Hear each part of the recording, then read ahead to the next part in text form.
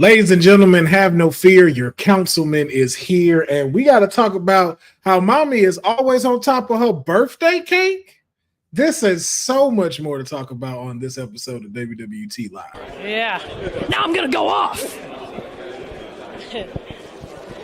This is Shayna, the Queen of Spades, Baszler, and you're watching Women's Wrestling Talk. 10, 9, 8, 7, 6, 5, 4, 3, 2, 1, 0. Women's Wrestling Talk, the #1 women's wrestling network on the planet.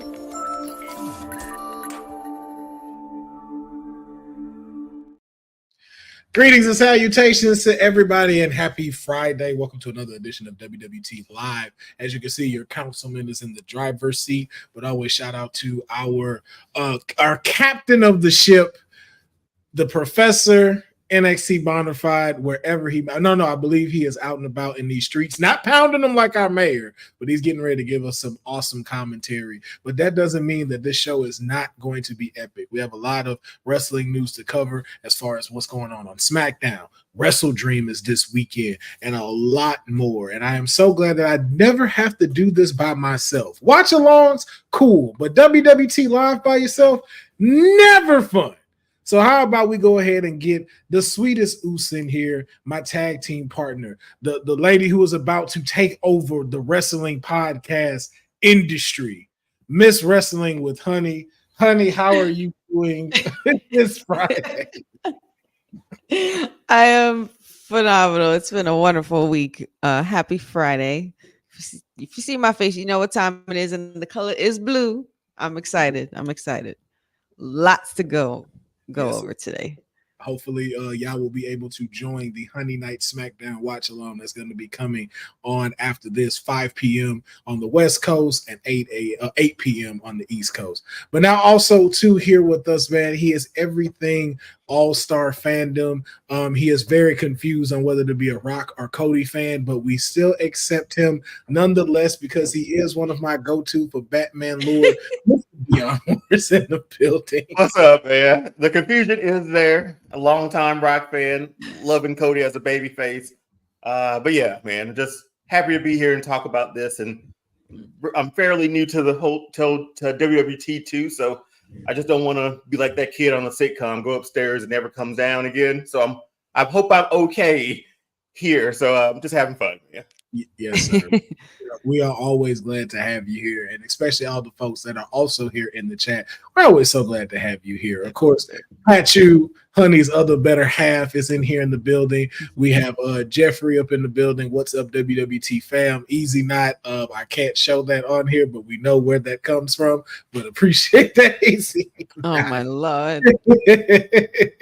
Jeffrey again, and then Malik 3166. Boo, Cody, go. And everybody else that's jumping in right now. So we got some news to talk about today, and one thing that we have been talking about is especially the transition of wow, okay, I owe him this. Okay, I owe him this. Ladies and gentlemen, we have someone else joining us today. A lot of the times y'all will try to blame him for what goes on the internet, but I think that just alludes to the power that this man holds, being an accountant for so many constituents out there. Ladies and gentlemen, we have Jacob Dolores in the building. Jacob, how are you doing today? What's up, Jacob? Oh, wow. I didn't get a bullshit intro today. Look at that. They actually gave me a nice, proper intro. Damn. I was so ready to hit the exit button and go take me a nap. I was so ready. I'm good. Yeah, well, you know, this time I can't do that to him this time. I was like, I'm gonna learn what this man does, and I'm gonna give him a proper intro next time. Oh my God. How are you? Appreciate the intro. I'm good. How are you, nice folks, today? Doing good. Good to see you, Jacob. Yes, indeed. Good to see you, sir. But we're talking about how a lot of WWE stuff is about to move over. Raw going to Netflix, SmackDown moving over to USA, NXT with the CW. And we've learned a little bit more that the WWE is expanding their viewership across the world, and their next stop is Japan. So it has just been announced that WWE has announced a new broadcasting rights deal in Japan. Now, there's an agreement between, I'm just going to spell it because I don't know if you're supposed to just say it, but ABEMA. It's a free ad supported platform in Japan that will now be streaming WWE Raw and SmackDown for free. As well as WWE's PLEs, and then WWE NXT will become available to watch on demand as part of the agreement. And the company revealed that they will be starting with airing Monday Night Raw next week. Damn, that's quick. Yeah, so I just want to know from y'all, honey, I'll start with you. How do you feel about this deal that WWE in Japan just closed as far as coming to stream Monday Night Raw and SmackDown over there? Like how what a way to stay busy, what a way to stay booked and busy and trying to lock in some deals globally, especially, trying to go with the tides and changing of the waves with this new era. But man, being that there's still a lot of, Japanese talent that is in other promotions that may want to make the move to WWE, even being based, having possibly doing a PLE there, and then also holding the tryouts that they do every now and again. They could acquire more talent from other places as well, considering all the talent that they still have. Even Asuka has yet to show back up, but the likes of Io Sky, Kairi Sane, Julia as well, and Shinsuke Nakamura. Like, I think this is so interesting, and I think this is pretty awesome. Jacob, thoughts on this? It's interesting. I mean, I didn't realize they didn't have a broadcast deal of some sort in Japan. I understand that wrestling in Japan isn't as weekly and episodic as it is here. Case in point being New Japan, Noah, and All Japan doing theirs in unique and different ways. But what's interesting is if you look at the poster, boy, you want to talk about catering to your audience. We have 1, 2, 3, and that looks like an Uso next row. So you got 3 Japanese talents and 2 Samoan talents. Boy, they know what they're doing in marketing. I mean, hopefully it works out great. It's free. So, the real question is it going to be live? Like when it airs here at 8, I believe that is about 2 in the afternoon in Japan the next day, or 2 in the morning the next day. So is it going to be live, or is it going to be like, oh, you can get it at this slotted time? Because they said NXT be on demand. So we'll see, I guess.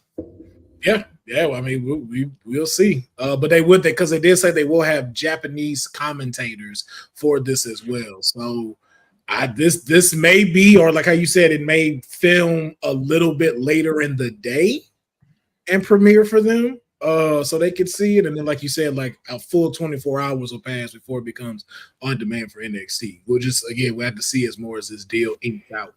But Dion, let me ask you, how do you think this bodes well for WWE, especially after AEW coming off the heels of sealing in this deal with Warner Brothers and Max? I mean, we just talked about it this week about the whole deal that they have sort of with the SmackDown, right? Being on Netflix in the UK, was it? So I mean, they're trying to capitalize on how hot they are right now. Every eyeball they're trying to occupy at the moment.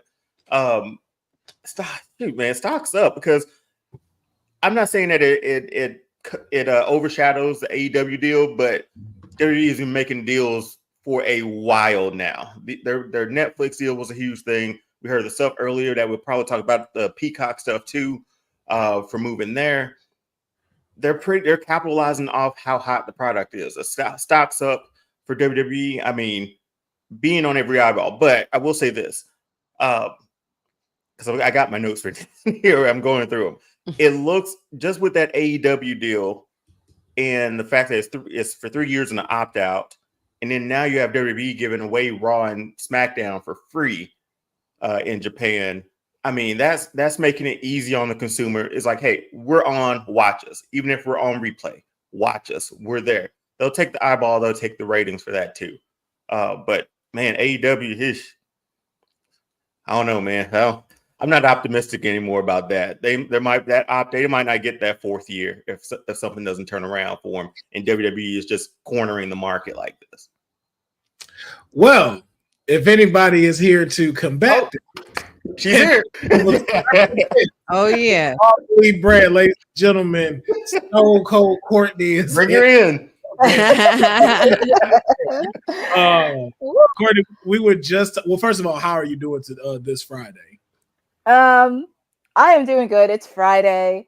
A lot has happened the last couple days in the wrestling world, but I'm just happy. It's Friday. I'm here, ready to go. And it's SmackDown tonight. Yes. Yes, it is. Now, we were just talking about the deal that WWE has just linked with a Japan streaming services to stream Monday Night Raw, SmackDown, the WWE PLEs, and then eventually on demand for WWE NXT.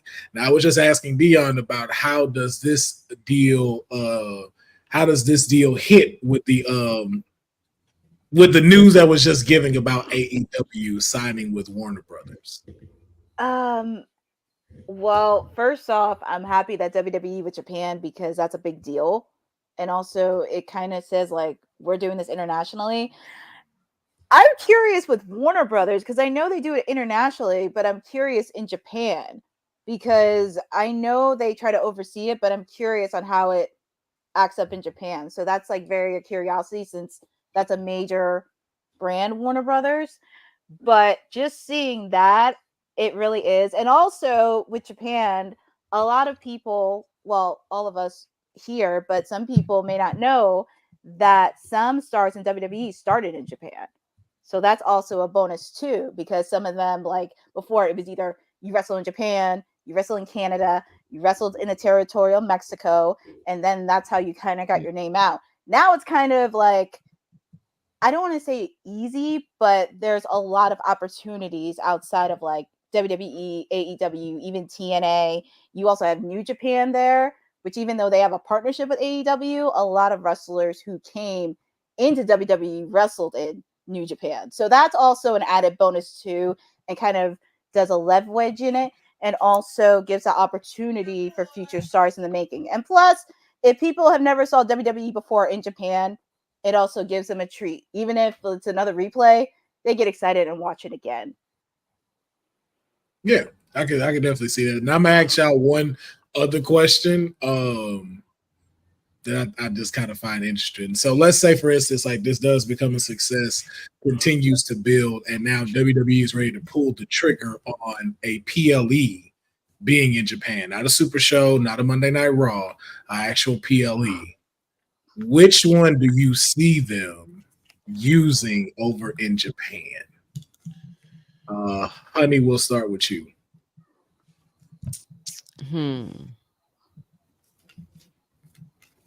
That's a good one. As a matter of fact, Jacob, I feel like you got one to give Honey a little time. It seemed like you had one ready. I'm a little stumped. It's not going to be one of the big fours in any shape, form, or fashion, or the big five if you count Money in the Bank. The problem with them doing a PLE in Japan is that it is a 13-hour time difference. For the East Coast. It is 6:22 right now where I am. It is 7:22 in the morning in Tokyo right now. Yeah. I understand doing one in London. I get going into Germany, going into France. Those are 5, 6, 7 hour time differences. Those are fine. That means it's middle of the afternoon on Saturday for us here. Perfect. Cool. Love it.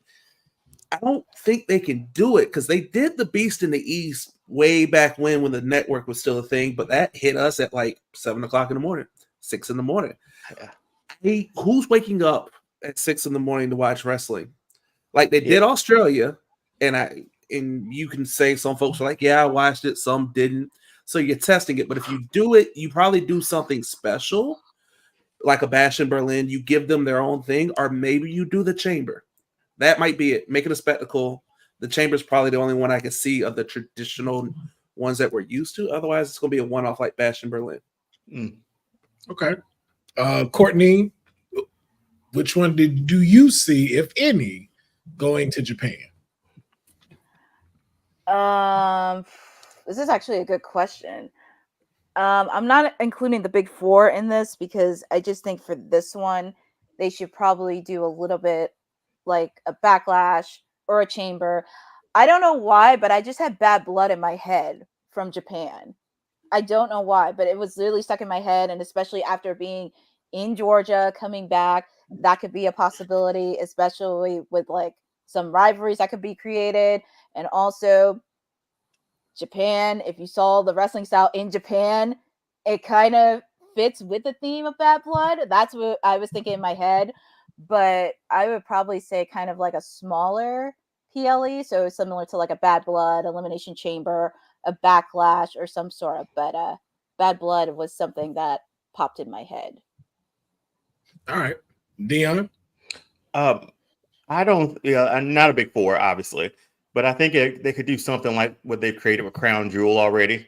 Just have something specific, another show in between one of the bigger pay-per-views and stuff like that. And I get what Jacob's saying about the time difference. I get it, but I don't know if they're trying to jump into that market, this one might not be for us. I think we've been greedy to be like, okay, they're tailoring it all to the US audience. But as they've shown like last week or two with these deals that they're going to stand by that global moniker that they hold, right?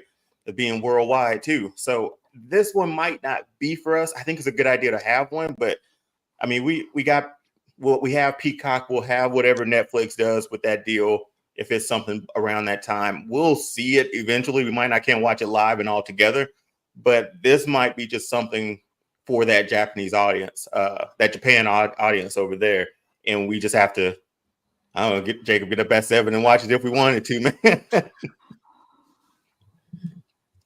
All right, honey, you had some time. What if it get? But I mean, I'm not saying that it should be any of the big four, but what if it could be for one of them? If it was possible, like even if we're talking about all of them and all the PLEs that I mean, maybe even would Money in the Bank even be something that anybody would be interested in? You literally took my pick. That was literally my pick. It was Money in the Bank. That's what I think is the perfect one. Yeah, like I was gonna say Money in the Bank, but what if they could pick one of the big four in there as well? I would like. What if they did grab WrestleMania, just one, just for 1-2 nighter? Like I think that would be pretty sick. I can see that. Yeah, I can see that. I'm picking Money in the Bank. Like I think like after getting up at 1 a.m. to watch Elimination Chamber in Australia, I would get up to watch Money in the Bank in Japan, and the promo for Money in the Bank, because it's a stipulation everybody can get behind. Like there's gonna be so much advertising when it comes to like Money in the Bank, especially like with them having Squid Games and all this other stuff that goes on, all of the like game shows and stuff like that. Like the crossover, that's what I feel like will be the biggest success for them, is to have like a Money in the Bank. I don't agree with like the big four, like a Royal Rumble or anything, to Jacob's point, just because those are traditionally for us. But a Money in the Bank is that middle that you could give them to where it's like it's still kind of like one of the big, like, a little bit under the big four, but enough to where it's like it'll captivate another audience. And I don't think, and again, correct me if I'm wrong, like ladder matches aren't seen as often in Japan. So now this is a chance to bring like such a dope spectacle that has like a stipulation to it. All of these ladders everywhere, the spots they be having, like I think it's gonna give for them a dope show and something that they've never like really had a chance to see before. So that's the thing, is you go into Japan, you kind of play by Japan's rules almost. Because when they've gone there for prior shows, things are a little bit different. Because New Japan hadn't had a cage match prior to January of this year in almost 15, 20 years. And we see a cage match, it seems like every other month. Yeah. So it's a different audience. I think it would work, but I don't know about it. like, are you going to play by Japan's rules of how Japan does their wrestling with the less gimmick matches? And also, actually, that is a good idea. Worlds Collide would work, especially since they're working with All That would Japan and definitely Noah. work. That would probably be the best way you get a Japanese show. Mhm. But to Deon's point about this not being for us, everything they do is still for us, whether they do it here or not, because they still look at the social media feedback. yeah. They Oh, still yeah. look at the engagement. Yep. So while, yeah, sure, we'll gladly go pump a whole bunch of money into Australia's tourism and get them that revenue and that look and that spotlight and that shine, they're also still looking back like, hey, what's the numbers like? How's it looking in the States? So yeah, it's a feat to be trending worldwide at 5 a.m. for a show in Australia. But also it's like you're number 1 worldwide, but you're number 8 in the States or number 10 in the States, and you have no competition but the problem is nobody's up to watch it. So it's the catch. It's a catch, yeah. Catch But 22. we have to see what they do with it. But I just like seeing the success of Australia. It's like, okay, it is doable. It just to show like, okay, would you do it again, and then what would you do it with? But One last thing I see Dylan going off. Here's the Wow. thing about a Japan show. You better heat up Io, you better heat up Asuka, you better heat up Shinsuke, you better heat up every last Japanese talent you got. Much like you did Australia was Rhea's homecoming. You got to nail the going into Japan and make it important, and then follow through. You don't want to make it just a, oh, look what we did for you type deal. And that's why I think Money in the Bank would be a great bridge to that, because it's like, yo, we're bringing you something we really care about, which is the next person that holds this briefcase for us. Yeah. Like, we're giving this to you. And then, like, even to your point, Jacob, like, the matches between these ladder matches is stuff that like features Shinsuke, features Asuka and Io, features Julia, Kyrie Sane, Julia, Finn Balor, even, you know what I mean? Like, I'm talking about like Bring AJ back. Yeah. AJ, even Cody. Like, you know what I'm saying? Like, they've all had their experience there. Like, yep. Bullet Club. Yeah, Bullet Club reunion or something like that. Yeah, so I think it has some type of legs there, but we'll just have to see within the near future and just how successful this streaming comes along. And But, also another thing I wanted to add in there, because if there is going to be a Japan in Money in the Bank, I think it would be great to have an appearance from Bull Nakano, because she did pave the way for a lot of wrestlers, and she kind of broke that door. So it would be great to have. She doesn't have to do anything crazy, but give her like a special appearance or something, like a backstage or whatever, to give her like a quick. I want to see a ladder match with a ring blow up, like it's a briefcase with a timer on it. This Oh my ladder goodness. match. All ring blow up. Why? That's how you get Money in the Bank. Send 'em. But I'm thinking about the concept of that now, man. I'd watch it. But moving on, man, we got a birthday that we need to go ahead and give some praises to. It is Mommy, aka Rhea Ripley, aka someone's favorite champion. Not mine right now. Liv has got me right here right now. But still much love to Rhea. It's Rhea's birthday today, so we just want to wish Rhea a very happy and wonderful birthday. I'd like to just go around and ask some of your favorite Rhea Ripley moments. So I will start with Courtney. Courtney, if you can, give me 2 of your favorite Rhea Ripley moments. I would say the first time she appeared on Raw when she faced off against Charlotte. That was crazy in their WrestleMania match. It was the first time they saw each other.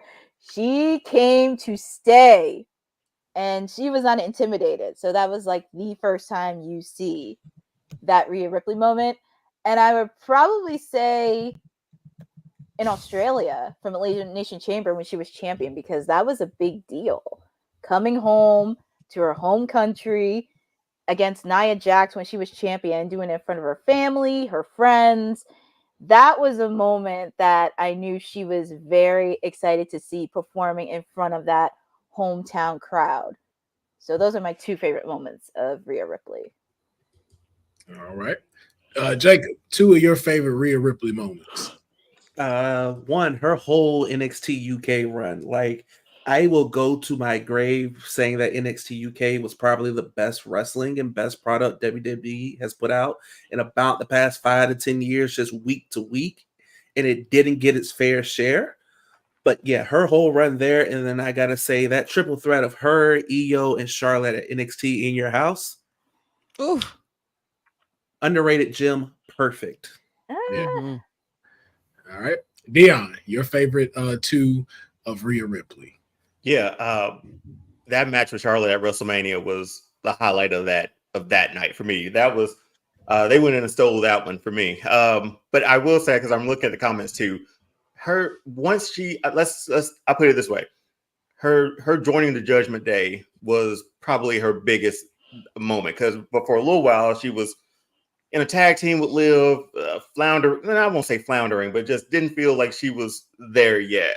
Once they threw Edge out, it was all her, and she sort of became that leader, even though they didn't have leaders. But the moment she joined the Judgment Day, she found that spot, and like her talent was undeniable. So once she had a platform to sort of be positioned like that, like the superstar that she is, that the sky was the limit then. So, and then we got Dom. It's moments after moments, man. She's only what, like 28, like 27.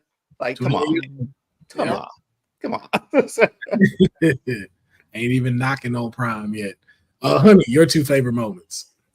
I mean, honestly, I have one real favorite Rhea Ripley moment, and that's when she actually joined the Judgment Day, because I just remember how much of a surprise it was to see her and a whole different look. And I'm like, oh my God, cha-ching.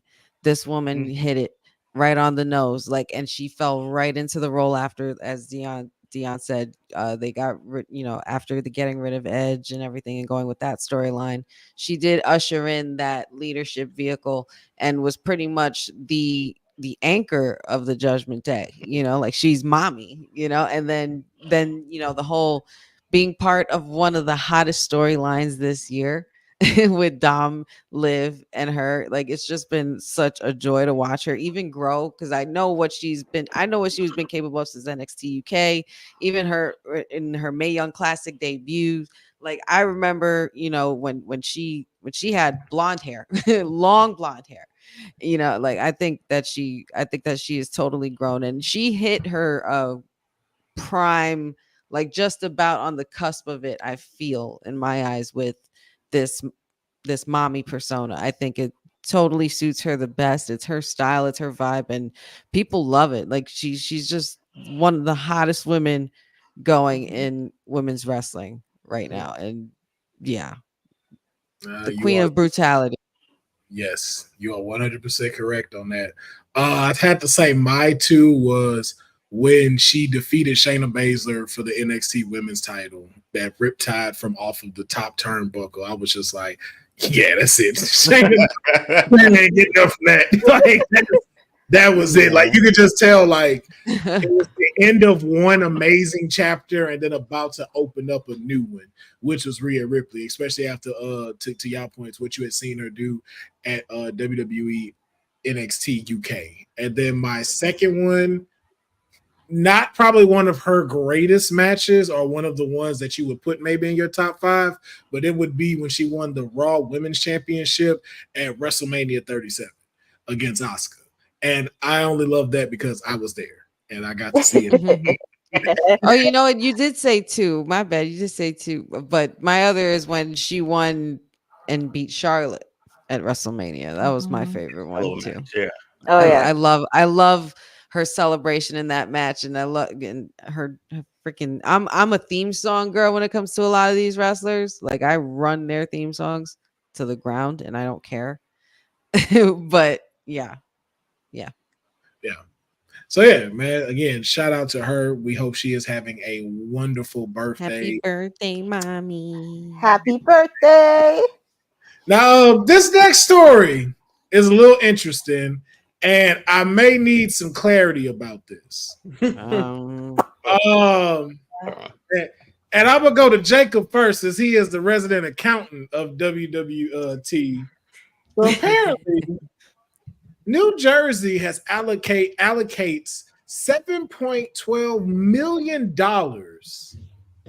in government funding to secure and host WWE SummerSlam 2025 in MetLife Stadium. Now, from what I've been hearing, though, a lot of headlines have written this kind of differently, as to being said that New Jersey was using government funds from the COVID-19 pandemic or to other things that may have been a bigger priority than securing SummerSlam. Now, I don't know how true this is.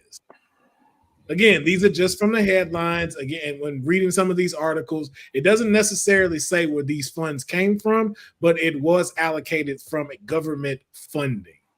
So, Jacob, I want to immediately throw it to you, and maybe you could give some clarity on this and just what exactly does that mean, and how does that look for SummerSlam and New Jersey? So the state of New Jersey was given, let me make sure I get this exact number correct, a little over 6.24 billion from the federal government in 2021. And basically, this is one of those use it or lose it type deals with the money. So it was originally framed as a COVID relief fund, COVID response fund. However, how this is legal and technical, and it gets into a matter of morals, but in ethics, but it's legal what they did. Using the money is legal because it is allowed and it is used for, quote, to respond to the negative economic impacts of the public health emergency by providing aid to impacted industries such as tourism, travel, and hospitality. So, two-night SummerSlam brings in a whole bunch of tourism, a whole bunch of travel, and gets the whole, hospitality industry working for a good week, because Raw and SmackDown are going to be in that area, and probably NXT as well. And what's funny is this isn't the first time the state of New Jersey has done it. They did it last year to host UFC 288. So, albeit they only spent $3.5 million that time. So again, legal. Now, if you want to question your morals and ethics, but it balances. That's Courtney's state though. So That's what I'm passing it to now. Courtney, with you being in this residency where SummerSlam is going to be hosted, how do you feel about the funds being allocated for this, and then how do you see this as an opportunity being a resident there? What does this do for your city of New Jersey? I had to read the full of New Jersey. Yes. State of New Jersey. I had to read this article because the headline was misleading. So I was like, let me read this full story just to get to the bottom of it. As Jacob mentioned, yes, there was funding that was supposed to be used for COVID. Now, there is a balance of morality, integrity, and also they better put in some income for this SummerSlam if they're going to make this work. That is going to be the ultimate question. Is this going to be successful? Because this is not one night of SummerSlam you're doing 2 nights of SummerSlam. So I guess that's the question I am asking. Do you feel like it will be a success with SummerSlam coming 2 nights in a row? Or even to possibly like a week. If it's 2 nights, and I'm betting they're doing SummerSlam week in New Jersey. Do you think that it has the potential to make money? I do believe it does, considering this is like the biggest event of the summer. I don't see them throwing a hardball at this, because this is early August. This is your biggest pay-per-view of the summer. You're going to have sponsors. You're going to have people that want to do brand partnerships. You're going to possibly have celebrities, maybe Cardi B showing up, possibly, but other celebrities that live in like not just New York, but also in New Jersey area that are going to come to SummerSlam. So I believe if they play their cards right and even Triple H, they're gonna be successful. Okay. Honey, your thoughts on, I guess, legal, according to Jacob, I mean, of how these right. funds from the government allocate to secure a SummerSlam. Like, what? How does this make you feel? And like, what does this do for WWE, knowing that people are pulling government funding to bring them to their city? I mean, I'm sure there's a lot of people that I would hope would be a little concerned, because apparently a lot of it was also from pandemic relief as well. I mean, either way, regardless of the situation, the WWE is going to proceed and go with the show, because the show will always must go on, and they're going to pull in a lot of people, because they're already promoting it, especially with Cardi B and Bianca's commercial, and then making it a 2-night thing. We saw how many people have been showing up to these 2-nighters since it started. It's just growing and growing, but I don't know if is it worth being something that you celebrate and go to, considering that is now from government funding, and they're also admitting to it, it's kind of concerning, just a little. Dion, your thoughts? I mean, aside from the COVID relief money, but yeah, spend money to make money, man. They're spending that however mil or whatever for WrestleMania. I mean, the only thing we have reference is the WrestleMania 2 nights, right? So that's all we sort of have to go off of. But from Axios.com, they were saying that host cities bring in more than 1.25 billion in economic impact from a WrestleMania. Also raking in as much as 200 million for local tourism too. So I think that's what WWE stands on the most. Hey, we're an attraction. You have us for a week from Monday to Monday, maybe even earlier. That's the way I look at it. Again, like Jacob said, I mean, it's legal what they're doing, because if you don't spend it, you'll lose it. But if you're telling me I can spend this amount of money now through this event and then potentially make $1 billion off of this for the week to help New Jersey, I mean, I'd still go, I guess, but I'm not in New Jersey. I mean, I'd still go. Here's the thing that I think is getting lost, and I don't want this to sound like I'm defending the devil per se, with the devil being WWE, but let's just call a spade here. Every major event, that city ponies up something to get it. WWE just doesn't look at a map and go, cool, dart hit near LA. We're going to LA for Mania. Like, no, it's like the Super Bowl. There's politicking, there's positioning. Somebody's cut a check for it, because yeah, I'll pay you $5 million up front if I normally make $80 million on the back end. Yeah, I will gladly do that 10 times out of 10. It's just that the news broke from whoever. I saw Sports Business Journal, SI. I'm not sure who broke it first, but like, yeah, it just happens to be COVID money. And when you hear it going, hey, they just spent $7.5 million of COVID money, you immediately go, really? That's what we're doing? But then you look at it and you're like, all right, it's a use it or lose it situation. It is technically used to rebuild the industries that were devastated the most by COVID, which is hospitality, tourism, and traveling. So I hate you so much, Dylan. So much. So it looks bad. Yes, the optics look bad. Once you dive into it, it doesn't look as bad. It just becomes a matter of morals and ethics. And again, I hate to say this, but we act like this is the worst. This doesn't make the list of the 500 worst things WWE corporate has ever done. Yes. So in like 2 weeks, we'll forget about this until next summer when they're like, hey, SummerSlam's in Jersey. Remember that COVID money they spent? We'll be over there.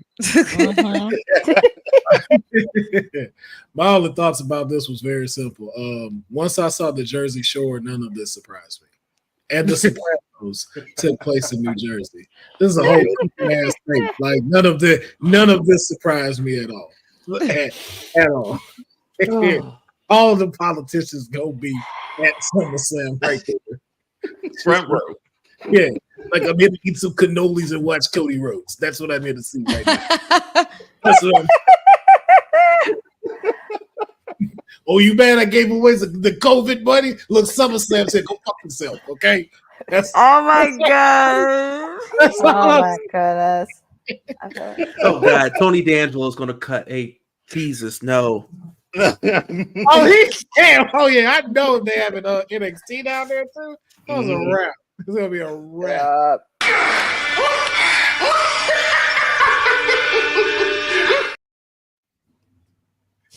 Oh my goodness. So we'll see exactly what's gonna happen. But now switching over to a little bit of AEW news. Ricky Stark. Man. I don't want to spend too much on this topic because I know we still need to do our predictions for Wrestle Dream that's happening this weekend, and we still got to get the Raw preview down. So I definitely don't want to SmackDown. SmackDown. Sorry, SmackDown. See, I'm the day I'm in after that.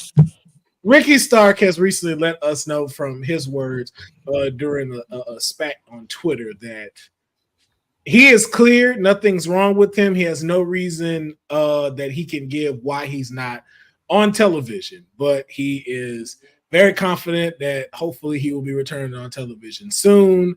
And that was all real the information that we got on that. No real update as to why or when we're going to see Ricky Stark. So just want to get your brief thoughts on what's going on and if something's happened with Ricky or what is Ricky's future in AEW or just in wrestling in general. We'll start with our what? I was gonna say, yeah, Court, you got to start with the expert. Yeah, that's not the expert. Just from your constituents down there at AEW, can you maybe give us some information we don't know about? Like what's going on with Ricky Stark at AEW?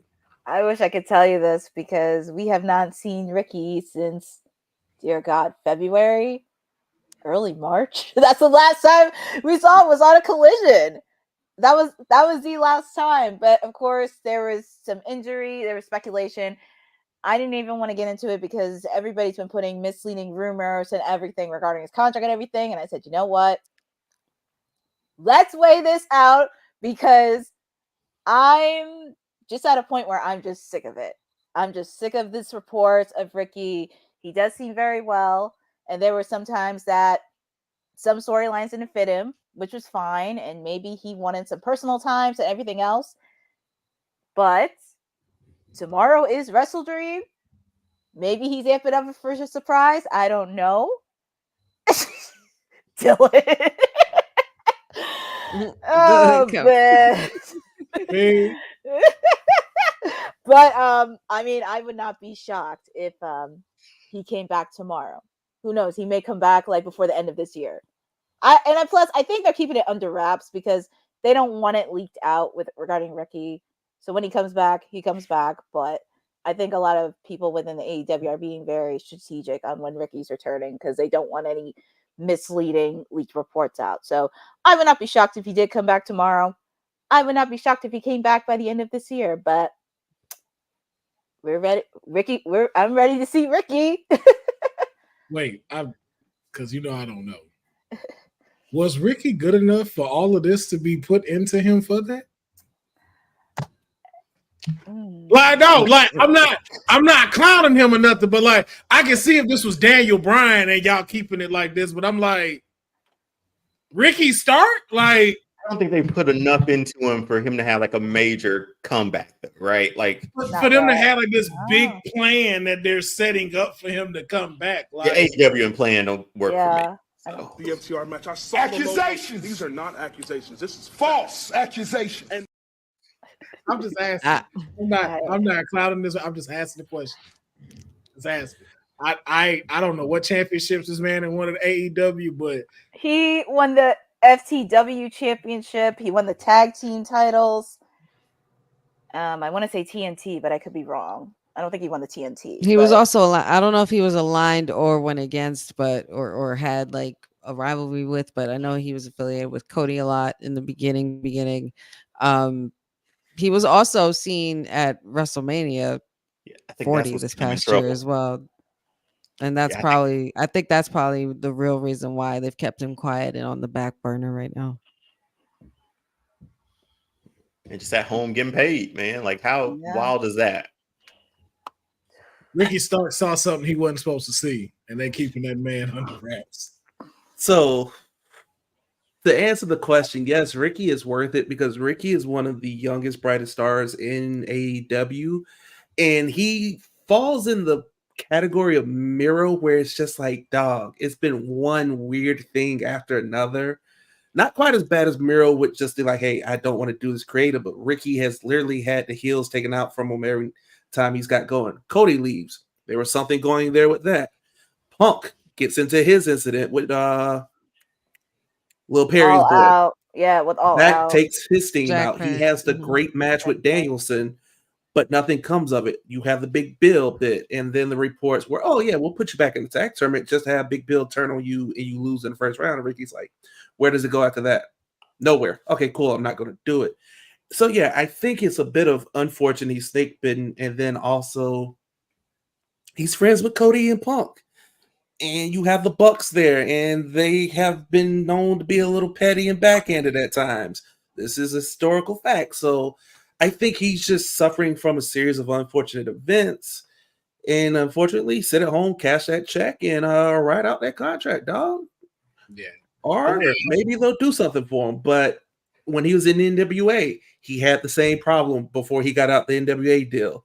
So he's just a snake-bitten person with luck, unfortunately. Yeah. And Boza, to your point, like, yo, no, he cleared up all of that in the interview that he had. So it was nothing against him like knocking down creative. It's nothing about him going to WWE. There's no contract disputes. Like he answered all of those things to say it is none of those things. I do not have a legitimate reason as to why I am not on television. He said you would have to ask them. That is it. He cleared all of those things up. So at what point do you just ask for your release? And what are the chances that Tony gives you that? Slim to none. Slim to the air. Even with like a non-compete on the back end, right? Slim Like, to none. That let me know he knows something. He saw something. You want to know why I say slim to none? Look what he did to the Lucha Brothers. Well, yeah. Well, allegedly, that you tacked on a whole 9 months to Phoenix's contract due to injury time, which is fair, standard practice. But Tony Khan, up until that point, more or less has been like, hey, I let deals expire. I don't believe in attacking injury time. If you don't want to be here, like he let go Joey Janela, Big Swole. He's let people go and he's re-signed people and he's just been like, hey, if you don't want to be here, not a fit, cool. Now, all of a sudden, whether it's alleged details of a debut getting leaked out, things of this nature, you're holding people, I don't want to say hostage, but you're going against how you were. And I mean, I get it. It's the WWA. I'm not going to let you go so you can go across the street and make somebody else more money. But also, you got a big enough roster, Tony. Let them go. That's what I'm saying. Yeah, you have a loaded roster. You have a low roster, and you still haven't done anything with all of them. Yeah, so, like 4 different shows too, right? That he can't make. Like, you can't put him on one of these shows. Like, I don't know. Like, he used to face a collision, and then bye. Yeah, I mean, we'll have to see. We'll have to see. Whoa, Mr. Welton. Whoa, I am great. I am really good, but like, you gotta do the dance, man. You gotta do that step. Do not bring the Samoan werewolf and that beef my way. I want none of those problems. I really hope he does that tonight. I really want to see it. So here's another interesting story. Here's a very interesting story. So it is being said that Cody Rhodes has headline shows that have set gate records for the city in which these shows have been in as many as 32 to 35 main events since becoming champion. Now, I don't want to say like these Taylor Swift numbers. Somebody's fluffing something up, but you could probably go check the gates, man. You could probably go check the ticket sales for those. Main event is a strong word because I don't recall him main eventing that many since April. 32 to 35 main events. Well, that counts house shows too. That counts house shows. Yeah. That counts the weekend loop. Yeah. Okay, so now I'm starting to get on this. I was like, I'm trying to see where is this coming from? When did he do main events?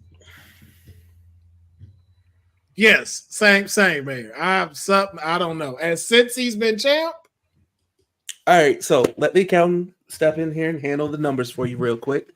Please help. Please help. They set gate records all the time. Attendance can be down and you can still set a gate record. You know why? Because it cost me $20 damn extra for the same damn ticket. That's why, because shit's too damn expensive. So as far as I'm concerned, this is just one of those, hey, dog, congrats. You were the top of the marquee. That floor seat that I used to be able to get for $100 when y'all would come through on that loop, that shit cost me $175 now, dog. But people still pay it. But that's the thing. People still pay it and people still pay to come see him. I'm not mad at it whatsoever. Yeah. You are what you are. Your worth is what somebody will pay you, is what I've always been taught and told. So can we just look at this jacket for a second, Will? Look at that, man. He fly. That's why I picked. Like he could fly to the ring right now. I was like, how many Eagles did he kill to get that jacket? If there's an episode of The Boys where they're in the future, if he don't play Homelander's son grown up, like y'all have dropped the ball on this. The dude looks like Homelander for real. That's all I'm gonna say. Honey, your thoughts on this I guess accolade that Cody has achieved after becoming champion? I mean, so far so good. As far as, headlining, you know what I mean? At least we know he's a consistent fighting champion. Yeah, it's the Cody crybabies and the kids. They love Cody, man. How could you not? Courtney, your thoughts? Cody's doing his thing as champion. I mean, he's showing up week after week, giving the fans what they want. No, he's not. Wait, who said that? I'm the tribal chief around here. Yeah, you see me, the tribal chief. That's right. No idea how that happened. I have no idea how that happened. I'm sorry, but go ahead. I'm so sorry. No, I mean, he's showing up week to week. He's a champ right now, so I'm just gonna leave it at that. Here's how I feel about this and this whole thing with Cody. Oh, this is gonna be good. Here we go. Come on, man. Top shelf haterism here. Oh Top my shelf. God.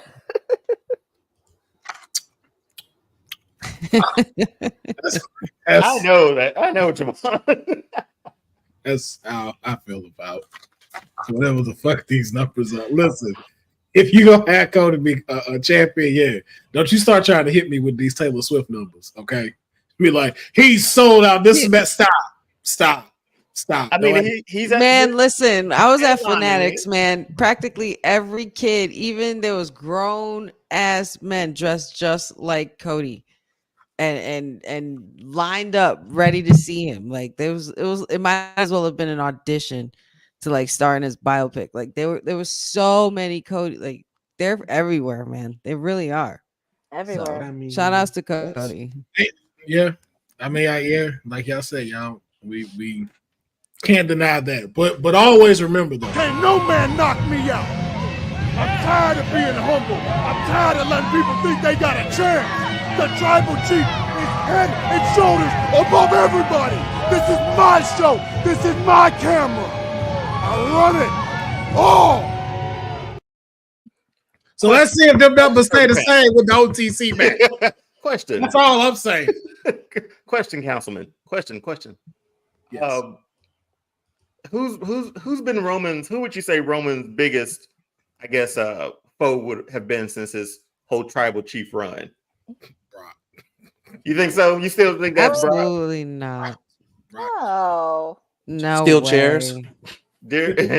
No way. During his whole Oh. 13 During his whole day run, like, the whole run. that's a tough one though. That's a tough Kevin Owens is the correct answer. Kevin Owens is up there. Seth only had one match with him. No, Seth doesn't need any. Seth, we all know why. Seth is the forever black cloud that will forever follow Roman. But he's talking about WrestleMania's here. 2 years. His tribal chief run, not the He's the full only- Roman Reigns run. But what did he do at WrestleMania 40? I mean, It was literally because of him that Cody finished the story. That's two out of 1,000 days. We're saying out of 1,000 days, and the people he's wrestled, we putting Seth at one. Absolutely. Nah. Ever since that, the KO. Roman, as far as been storyline fighting them boys goes, for 4 and years, going man. back years, I'm sorry, I'm a firm believer of this, and just from my perspective, I'm not saying anybody has to agree with me or anything, but Seth, like honestly, Seth was honestly somebody who should have won it, but everybody wanted Cody to finish the story. You have to go with what the people want, but Seth Rollins is literally the reason why Roman lost that night, literally. And it was all because Roman will never be able to forgive and forget what had happened all those years ago when his brother, so-called brother, stabbed him in the back and did it again and cost him his undisputed title that he had been holding on to for years. So even without having matches, they don't have to have a best out of 7 or, go the way CM Punk and Drew McIntyre doing. This is a build-up rivalry like this, like similar to how John Cena and The Rock did it within a year without even laying hands on each other until the event came, but longer. And it's just long-term storytelling, and that goes back to the conversation we had earlier this week. Charisma and storytelling. Let's be real though. Let's be real. Seth did not cost him at 40. Roman cost him his title at 40.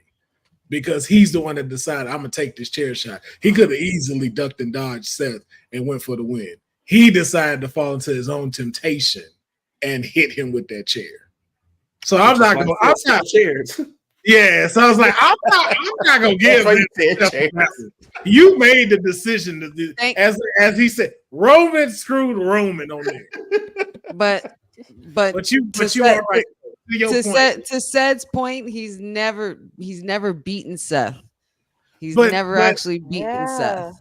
But the one-on-one.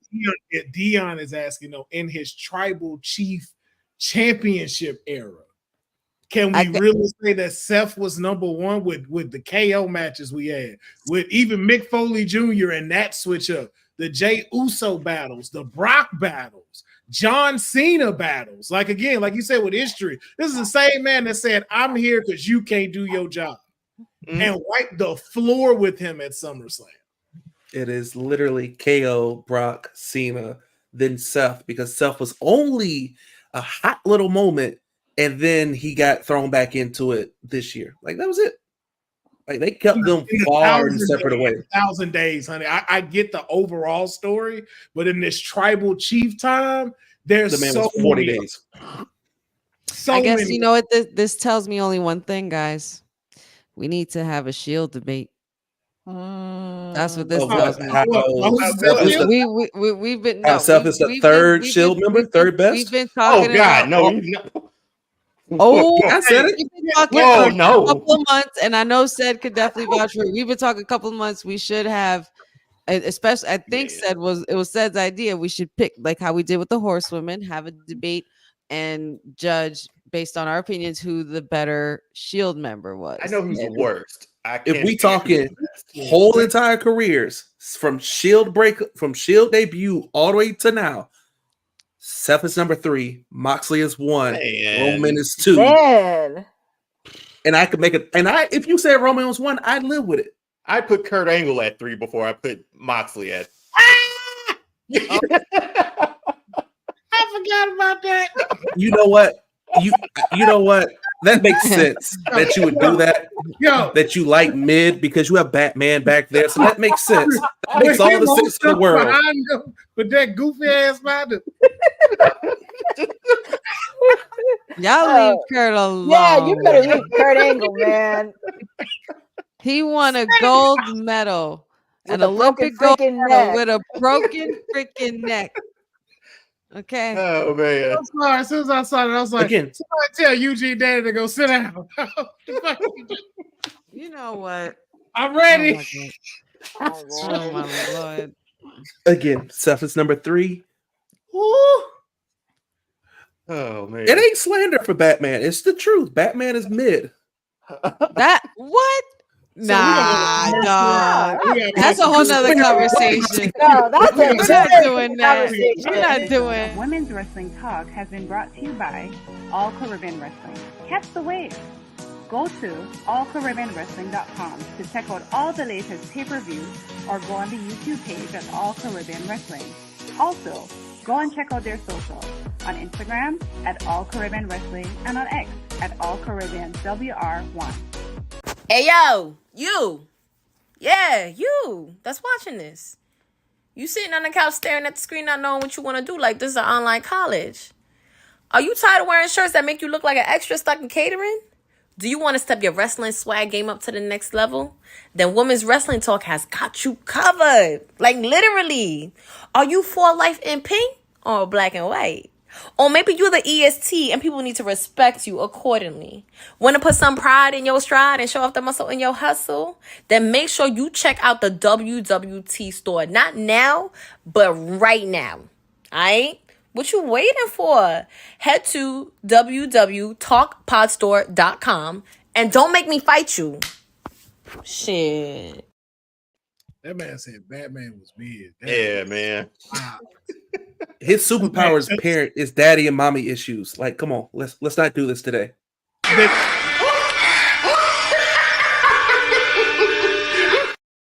That's the same thing for Spider-Man. That's the same thing for Superman. So all of Okay, them. Spider-Man actually has powers though. Batman just beats up on people because he couldn't process his mama getting shot. Oh my Lord. Okay. Oh my God. You know what? This. We'll talk about this offline because we got to stay on topic, and I'm gonna go ahead and make sure we keep this ship stirring. And so our producer can get the clip ready. We're gonna first jump into the SmackDown preview. SmackDown is airing in about 49 minutes, and of course we have another great SmackDown set up. 2 hours, I guess, is when it's happening. Maybe 3. You never know with SmackDown and what they're gonna do. But tonight, the OTC, our tribal chief, the only tribal chief that we recognize, is going to be in the building tonight on SmackDown. No idea what is going to happen, what's going to be said, especially coming off of Bad Blood and the Timu Bloodline, Cody Rhodes, everything. Yes, thank you, Mayor. Both combos bookmarked, actually, this Batman and the Shield thing. So we're going to go ahead and make sure that we do both of these. But then we also have the Women's Tag Team Championships on the line. We have Bianca Belair and Jade Cargill defending their titles against the Meta people. Metaphor. Yeah, them. All of them. This is a big deal. This is Oh, dope. yeah. I'm actually really happy. Like, This is good. and first of all, just look at how beautiful this picture is. Like, hello. Oh yeah, no! Shout out to SmackDown for like upgrading their previews. Their stuff looks amazing. Great, yeah. Yes, Yes. but I think this is a dope interpromotional bout for NXT and SmackDown. And like you said, I think it is dope, and it is fitting that they chose SmackDown, and I do like that they're doing it, of course, between with Miss Jackson and Lash Legend. And then we also have more gold that's going to be on the line. Although the win was a bit controversial between AJ Styles and Carmelo Hayes, he is still going to be granted his title shot at the U.S. title against LA Knight. And it will be defended on SmackDown. Hold on. Real quick. Put that comment back up on the screen. Oh shoot. Oh man. Yams, gotcha. Mac and cheese, gotcha. Cornbread, gotcha. My nigga, what kind of West Coast bullshit is this where we got grit? How does grits fit in with the other three, sir? I Oh my mean, god. man, As far as thickness, I get it, but other than that, how does grits fit in, sir? And also, who's the grits in the conversation? That's what I want to know, Mr. you know Wells. it got to be Lakita Lyons. Lakita Lyons got to be the grits. I was calling the grandmother's Oh biscuits. my Jesus. I guess She put sugar in them grits too, huh? she probably do. But I'm sorry. Continue on. that is the preview for tonight that we have so far, and of course, so much other stuff that's going to be going on SmackDown. We don't know if the Team Bloodline is going to show up. We'll probably hear from our Tribal Queen as well, Nia Jax, and what's going on with Tiffany Stratton, who her next opponent is going to be. I think, especially seeing some advertising that we saw that was a little bit. Yeah. But We gotta talk about the fact that Roman Reigns had put on Twitter tonight. We acknowledge him. Who else are we acknowledging besides Roman Reigns? I Like, we're mean, not gonna talk about this. I was going to ask because so we can get to our picks though. The possibility of a tribal chief getting encountered with the final boss, perhaps. Honey, what is the chances that The Rock shows up tonight? I would hope so. I mean, I would hope that they don't just leave me hanging in bad blood like that. I would love to see some aftermath. It'd be pretty sweet. And I want to know what the hand symbols were. What are we counting down to? What's the 4, 2, 1, 1, whatever the hell you did? Because there's a lot of symbolism that goes on in this bloodline story, and The Rock is very, very he's always wanted to make a good gesture, and he has a few of them. And I know he looked very concerned with the raise of that eyebrow, considering that it was a completely different picture for him back in April. Yes, it was. Dion, your thoughts of will the final boss confront the tribal chief tonight? I mean, do we know where they are tonight? By chance, like we're South Carolina, Greenville. Oh, maybe. If not, I think we can get something like a video from him or something piped in that way, sort of deal. But I think it'd be. I mean, we got to let Roman speak. He really hasn't spoken like maybe once when he came back so far. Yeah. And then the stuff they did with Georgia Tech. But other than that, I think he'll talk about the Temu bloodline. We'll see them come out tonight. Hopefully there's a if you smell at the end of it, or just a message from him. That's all we need from him, really. Rock's playing a long game here. It feels like, and I don't know if it's Survivor Series or next year's WrestleMania. Probably next year's WrestleMania, but he said Civil War in his promo leading back to from Bad Blood the other night. So he's lurking somewhere. All right. Jacob, what do you think is next for Cody Rhodes? Does the bloodline story continue with him included, or do we see him moving on, especially after a certain video that aired that we are not supposed to be talking about that's being handled internally? Oh, KO gonna put them hands on him again. Like, no. Again, go back to the point of who's been Roman's greatest foe since the tribal chief has been Kevin Owens. This man has been fighting this man for like 5 years, him and all his cousins. And now you want to go team up and be buddy after I've been here with you through the next wave of cousins? Come on, dog. This man ran over KO with a golf cart. Yeah. You think KO just gonna let you go team up with this man? Like, nah. It's going to be Cody, Kevin, and that takes him away from the bloodline till about Rumble-ish. I'm sure Solo still kind of just stick his little head in there just to mess with him, but that takes him away. And honestly, I think we all know who Roman means when he says tonight we acknowledge him. It's the Wise Man. Gotcha. Okay. Hey, I thought it was Saturday, but yeah, I did too. But I can see it being to that SmackDown, and then him just walking out. Courtney, what are you most looking forward to on SmackDown? Not just even from the previews, but something we could potentially see happen tonight. Well, I'm curious on what's going to happen after Nia Jax, because with Tiffany Stratton, that's going to happen. Also, hearing what Cody has to say about his match against Gunther, because that's his next opponent at Crown Jewel. So I would not be shocked on what Gunther has to say, or maybe he shows up on SmackDown. So that's another thing. Curious about their upcoming match. Also, Nia Jax on what she has to say about Liv Morgan, because Liv Morgan had a few words to say about Nia Jax on Monday. So I'm curious on what remarks she's going to have to say. And also, poor Chelsea. She was covered in trash last week. So we're going to be probably seeing her tonight. Yeah. Yeah, it's gonna be an action-packed SmackDown. That's all I know. I think we had some heat with NXT as well as Raw, and I think they're just gonna keep this heat flowing.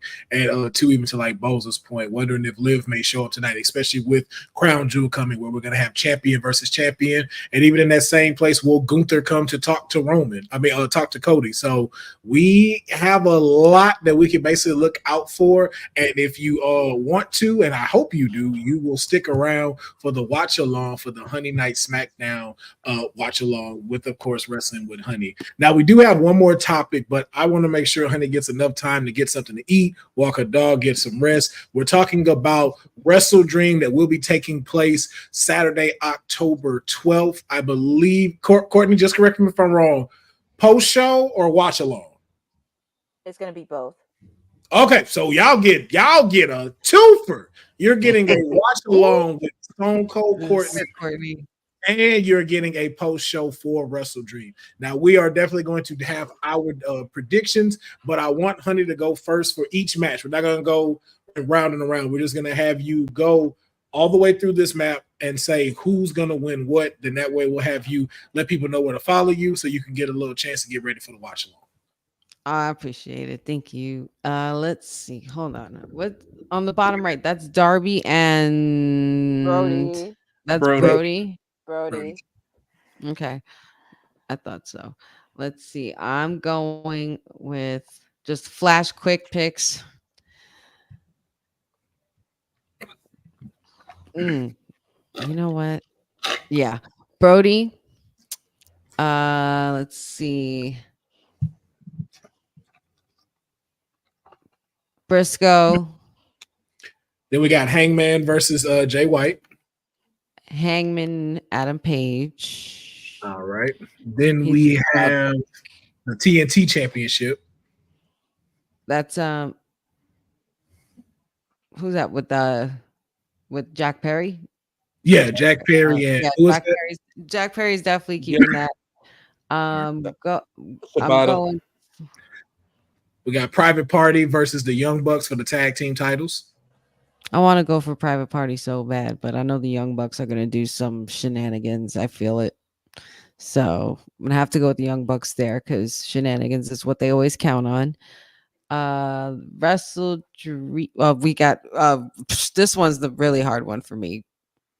Osprey, Ricochet, and I can't say its name. I don't want to mess it up. Takeshita, right? Yeah. Yeah, Takeshita. Yeah, I'm definitely going to have to go with Osprey on that, and then Willow. All right, and then for the main event, Jon Moxley versus Bryan Danielson. Who walks out as champion? Moxley. I don't think he's coming all this way just to lose. Okay. All right. Well, that is Honey's pick for AEW's Wrestle Dream. Before you get out of here, please let them know how they can follow and support you.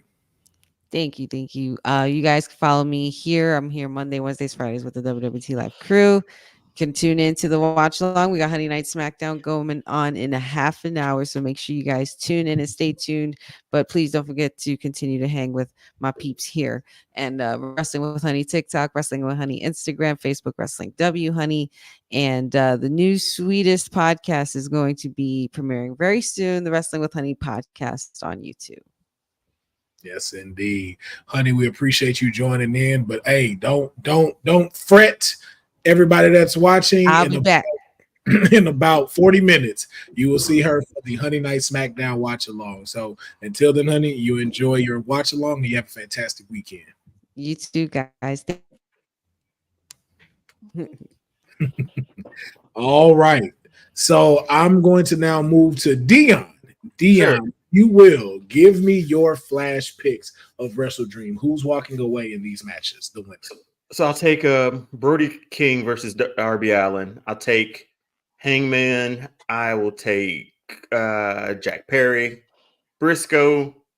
I'll go Private Party. Nightingale. I'll take Willow. Osprey, and then the fourth best Shield member. I won't take him. I'm going Daniel Bryan. Not the fourth best. Wow. All right. Those are my picks. Jacob, your picks for Wrestle Dream. All right. Brody King's going to kill Darby, but Darby finds a way to win, even though he's dead. Briscoe sends Jericho to the great beyond, so I don't have to see him on my TV anymore. I think Switchblade gets it over Hangman, barely. Swerve gets put in the Hurt Locker by Bobby. That's how that segment ends. Shibata takes an L to Jack Perry due to shenanigans. The Bucks find a way to knock off Private Party because this match shouldn't be on pay-per-view. Takeshita finally gets some single gold and pins Will Ospreay and sends him out the Callis family officially. And Mariah May knocks off Willow, even though Willow deserves it. And here's the tricky one. Moxley versus Bryan. Bryan loses. He's done as a full-time competitor. I think Bryan gets this one. He wins this. Yuta turns on him in the aftermath, and we set up a way to run it back at Full Gear, and that's when we get Bryan out of here. Okay. I'm gonna flash by mine so that way, the last one, of course, is our AEW correspondent to give us the best picks. I'm also too gonna go with Brody taking, destroying Darby just because Yuta lost his contract. I feel like he'll lose the streak and to keep going. I'm not gonna lie. I think we might see Jericho crowned as the Ring of Honor World Champion. He already won it. I think we might see it again due to some shenanigans with Bill, something, man. I don't know.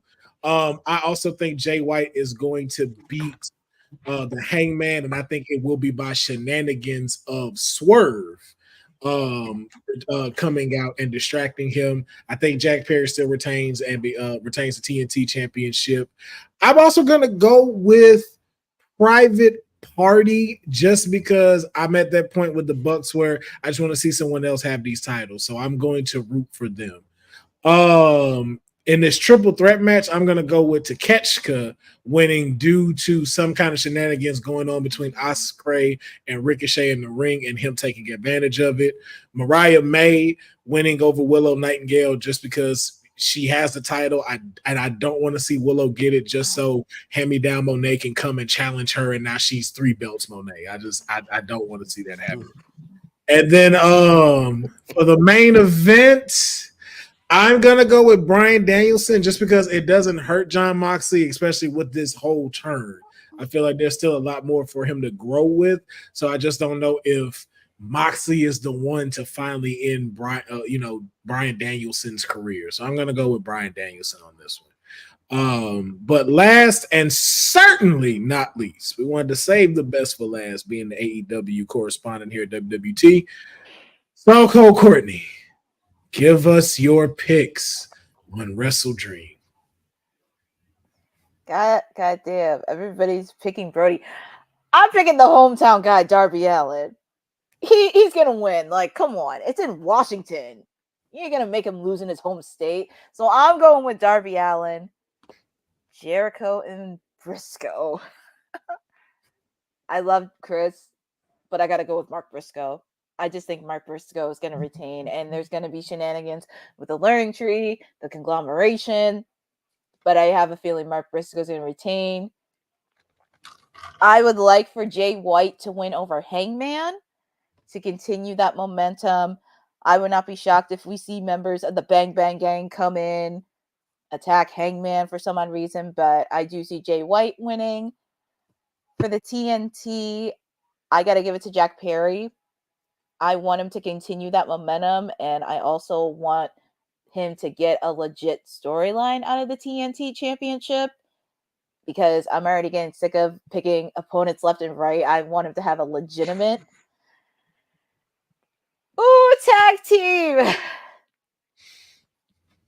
Private Party and the Young Bucks. Ironically enough, there's only been 2 tag teams that pinned him clean. during their latest reign. There's only been 2. And people tend to forget about Private Party. And yes, Quinn has been injured. They lost their momentum.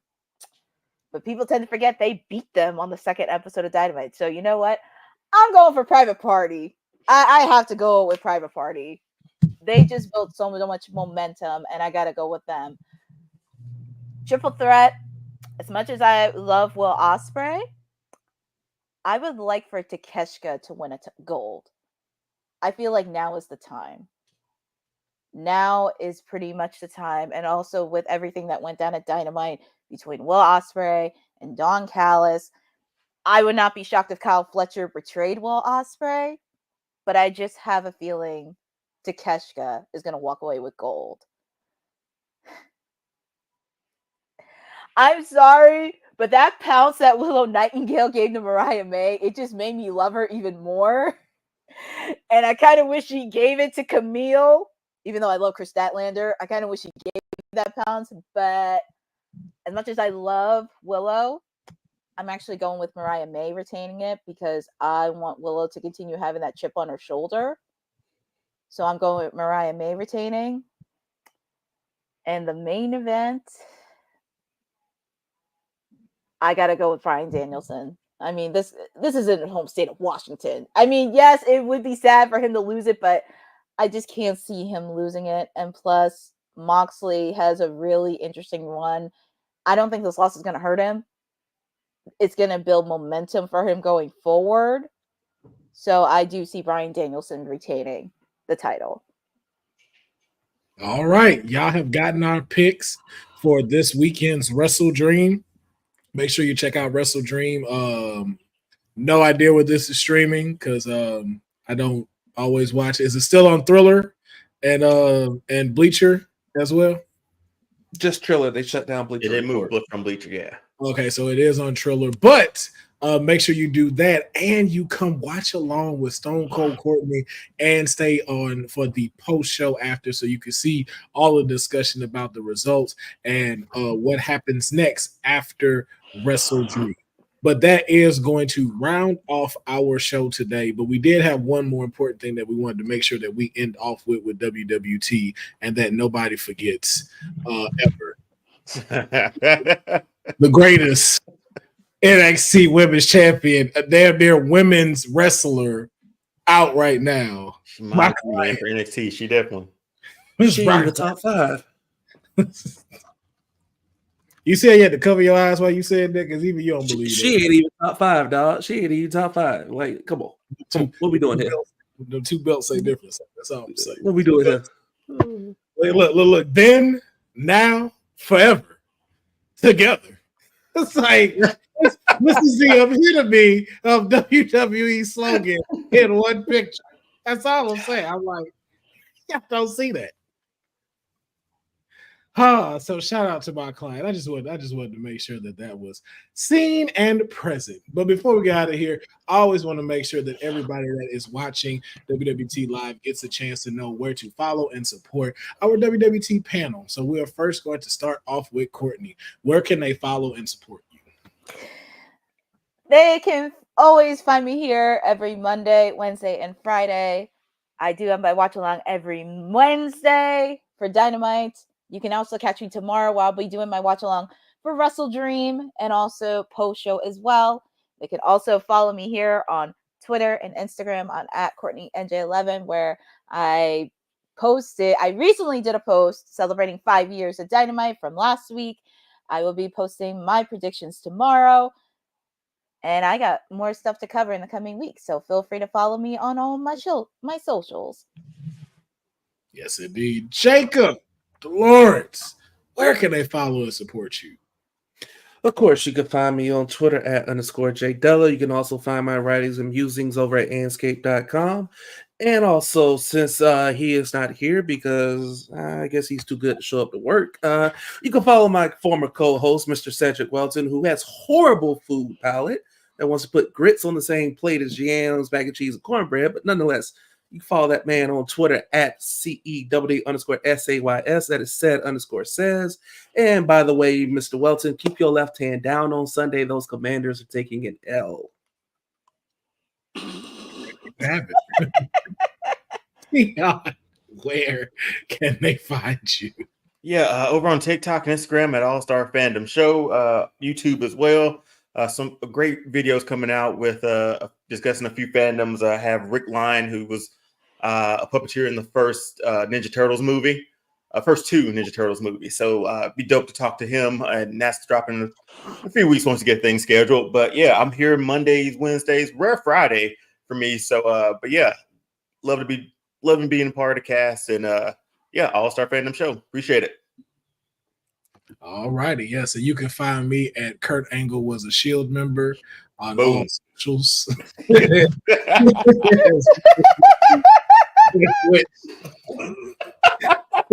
already know what the profile picture is. And shout out to everybody that joined in on us today, man. Pachu, Jeffrey, Easy Knot, Malik 3166, Boza, our producer Dylan Matthews, always chiming in with us and making us have a great time. Christopher LeClaire.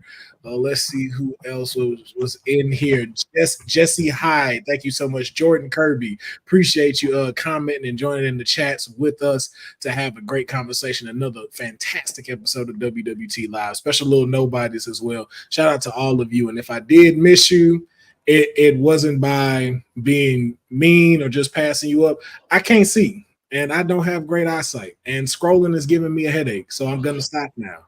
But thank you for joining us for another episode of WWT Live. We appreciate you tuning in. Be sure that you get ready for Honey Night SmackDown taking place within the next 25 minutes. So thank you all for joining WWT, the number one women's wrestling talk in the wrestling industry. I still didn't say it right, and I know I didn't, but there you have it. Good night. You're doing Thanks great. for joining WWT. Don't forget to like us on all social media platforms at WW Talk Pod. Like and subscribe on all video and audio platforms like yesterday, my G. And check out our website at www.talkpod.com. Thanks for watching Women's Wrestling.